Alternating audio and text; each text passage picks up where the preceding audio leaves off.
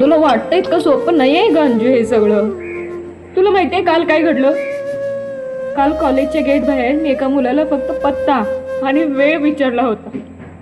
फक्त पत्ता ग. 4:30 वाजता घरी पोचले.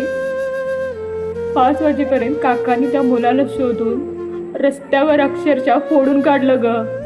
मला भीती वाटते का आता कोणाशी बोलायची सुद्धा. या वाड्याच्या भिंती इतक्या मोठ्या मोठ्या आहेत ना की मला ते आकाश सुद्धा तुकड्या तुकड्यात बघावं लागतं. बाबाला वाटतं की तो माझी काळजी घेतो, पण त्याला हेच कळत नाही आहे की तो माझा श्वास कोंडतोय. कधी कधी तर असं वाटतं ना मला की कोणीतरी यावा, ज्याला ज्याला देशमुख या नावाची दहशत नसावी, ज्याला माझ्या बाबाच्या बंदुकीची भीती नसावी. भर चौकात त्याने माझं नाव घ्यावं आणि घेऊन जावं मला, अगदी घोड्यावर बसून ते सिनेमात दाखवतात ना.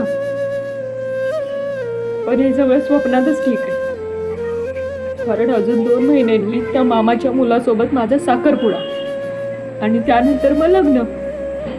हा वाडा सोडून आणखीन एका मोठ्या वाड्यात माझी रवानगी. मी ना फक्त एक भावले ज्याची टोर बाबा चालवतो. संपलंय ग माझं आयुष्य सगळं अंजू. आणि तू म्हणतेस का या सगळ्यात त्या राजाला ओढावं?